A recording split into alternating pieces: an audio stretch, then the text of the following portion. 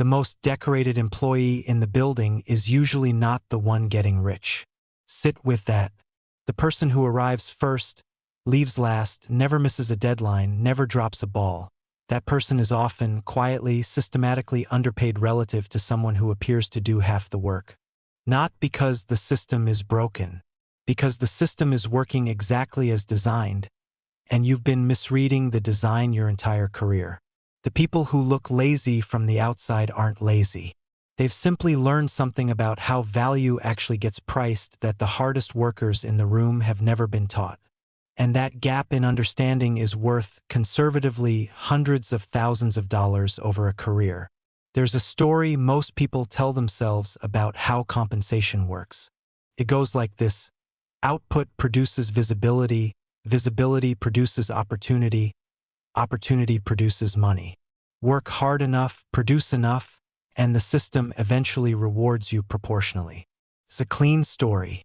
It's also almost entirely wrong, not in principle but in practice, in the actual mechanics of how organizations allocate resources and how individuals capture value from their own labor.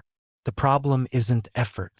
The problem is that effort and value are not the same thing, and in most professional environments they're not even strongly correlated. Value, the kind that actually moves compensation, is determined not by what you produce but by what you're perceived to control. By how much the organization believes it would lose without you specifically. By whether you're seen as someone who does work or someone who determines what work gets done. The person who looks lazy from where you're sitting has often made a calculated shift away from the first category and toward the second. They've stopped competing on volume and started competing on positioning. And positioning, unlike output, doesn't require long hours. It requires something rarer and more deliberately cultivated. What follows isn't a defense of actual laziness. Genuine disengagement is a career death sentence that just takes longer to execute than most people expect. What this is an autopsy of a dynamic most high performers never examine, because examining it requires admitting that the thing they've built their identity around, their relentless work ethic, may be the very thing capping their ceiling. The first thing worth understanding is what the hardest workers in any organization have actually optimized for, and why that optimization creates a ceiling most of them never break through. High-output employees are, structurally, a solved problem. Once a manager understands what you'll produce, how consistently you'll produce it, and what it takes to keep you doing it, you've become predictable. And predictable, in the resource allocation calculus of any organization, means your price is already set. You're not being undervalued. You're being valued precisely, according to a model that's now stable and requires no further attention. I watched this happen to someone at a firm I worked at early in my career. She was genuinely the best operator in the department. Fastest execution, highest accuracy, never missed a deadline, never created noise. For 3 years she was rated at the top of her tier. For 3 years she also received the same incremental raise. Slightly above standard, never exceptional, while 2 colleagues with objectively weaker performance metrics advanced past her into roles with materially higher compensation. She was furious. Her manager was, I believe, genuinely fond of her. But the manager's calculus was not sentimental. It was operational. Moving her created a problem. Who would do what she did at the level she did it? Keeping her cost almost nothing extra, because she'd never demonstrated that she'd leave, never created uncertainty about her continued presence, never made her absence feel like a real organizational risk. She'd been so reliable that her reliability had become a trap. The colleagues who advanced past her were not more reliable. They were less legible. Their contribution was harder to quantify, their output harder to replace, their next move harder to predict. And in an environment where certainty is abundant, uncertainty commands a premium. This is the first thing the apparently lazy, highly compensated person understands that the high-output person doesn't. Scarcity is priced higher than abundance. And flooding the market with your output, being maximally available, maximally productive, maximally present, is, structurally, an argument for your own commodification. The second dynamic is harder to accept because it runs directly against what most ambitious people were taught to believe about visibility. There's a version of visibility that helps you, and there's a version that quietly imprisons you. The high-output employee is almost always visible in the second way. They're visible as the person who handles things, who you call when something needs to get done, who can be relied upon to absorb work when the system is under pressure. That visibility is real. It's also the visibility of infrastructure, appreciated in the way that running water is appreciated, which is to say, almost never until it stops working. The other kind of visibility, the kind that drives compensation, is the visibility of judgment, of being the person in the room whose read on a situation changes what the room decides to do, of being associated, in the minds of the people who control resource allocation, not with the execution of decisions but with the quality of decisions themselves. Those two types of visibility require almost opposite behaviors. Infrastructure visibility is built through volume and consistency.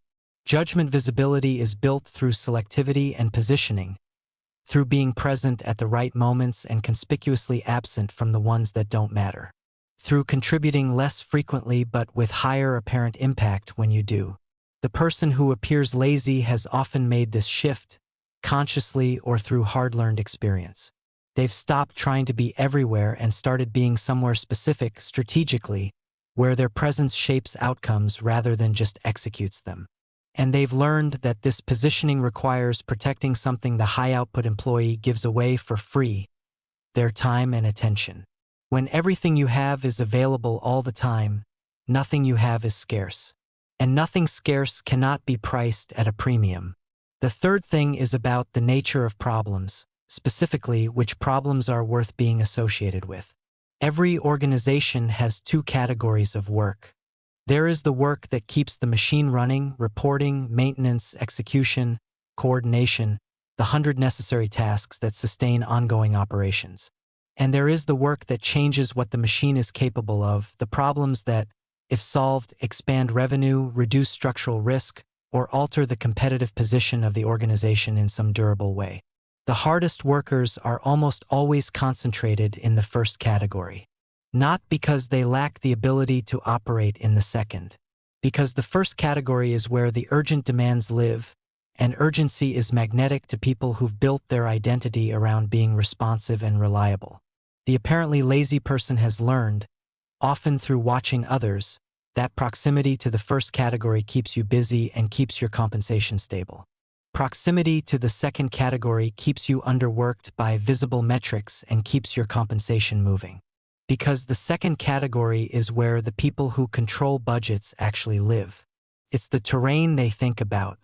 And the person who shows up on that terrain, who speaks the language of strategic problems rather than operational ones, gets evaluated by a different standard entirely. I knew a consultant who billed fewer hours than anyone else on his team, consistently, across multiple engagements.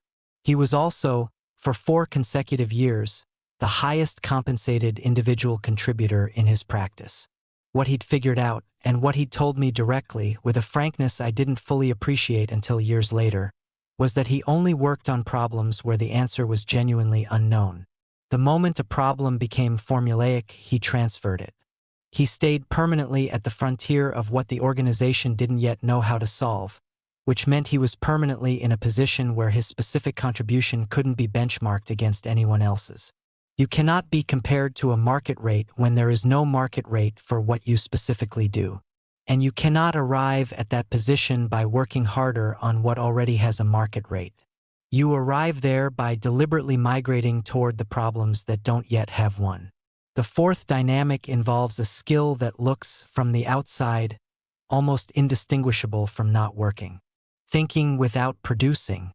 In most professional environments, output is the only legible signal of effort. If you're writing, presenting, responding, meeting, you're working. If you're sitting quietly, staring at a wall, taking a long walk, blocking your calendar for 2 hours with nothing scheduled, you look like you're not working.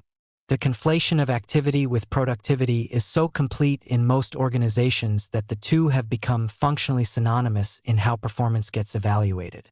The people who operate at the highest level of strategic contribution have almost universally learned to protect time for thinking that produces no immediate visible output. Not because they're indulgent, because the quality of a decision made after genuine reflection is structurally different from the quality of a decision made under the continuous pressure of operational demands. And in roles where the primary value you add is judgment, decision quality is everything. The high-output employee never develops this capacity because they never protect the time for it. Every moment of stillness feels like a betrayal of the ethic that got them where they are. So they fill every moment with activity, and their thinking, which could be their primary competitive advantage, stays permanently shallow, permanently reactive, permanently in service of whatever is most urgent rather than whatever is most important. The person who looks lazy in the afternoon because they're not visibly producing anything may be doing the highest value work of anyone in the building. The tragedy is that the high-output employee watching them will draw entirely the wrong conclusion, and work harder and fall further behind. This is where everything needs to be reframed, because the real lesson here is not about working less. It's about what you've been trading without knowing the exchange rate. Every hour you spend executing at volume, you are making an implicit trade. You're trading time and attention, finite, non-renewable, for output that gets absorbed into an organization that prices it at whatever the replacement cost is. And replacement cost for execution in most fields, in most roles, has been declining for years and will continue declining. The market for people who work hard and produce reliably is real. It is also increasingly efficient, which means the price it pays is increasingly precise. And precise in a declining market means lower. The people who are apparently lazy and actually wealthy have made a different trade. They've traded volume for positioning. They've traded the security of being needed for the power of being irreplaceable. They've traded the approval that comes from being visibly busy for the influence that comes from being selectively present at the moments that matter. That trade is uncomfortable. It requires tolerating the perception that you're not doing enough, which for someone who built their identity on doing everything is genuinely difficult. It requires trusting that your value is real even when it's not producing the visible signals you've been conditioned to rely on. But the alternative, working harder, producing more, being more available, being more reliable, is a strategy that has a ceiling. And for most people reading this, that ceiling is already visible. You can see it from where you're standing. You've been pressing against it for longer than you want to admit. The question isn't whether you're working hard enough. You almost certainly are. The question is whether you're working on the right thing, and whether the thing you've optimized your entire professional identity around is actually the thing that determines how you get priced. Output is what you do. Positioning is what you're worth. Those are not the same equation. And until you understand the difference, you will keep losing to people who appear, from where you're standing, to barely be trying. Examine what you optimized for this week. Not whether you worked hard, you did. Whether what you worked hard on moved your positioning or just your output. One of those compounds. The other just accumulates. If this is the kind of thinking that sharpens you, subscribe.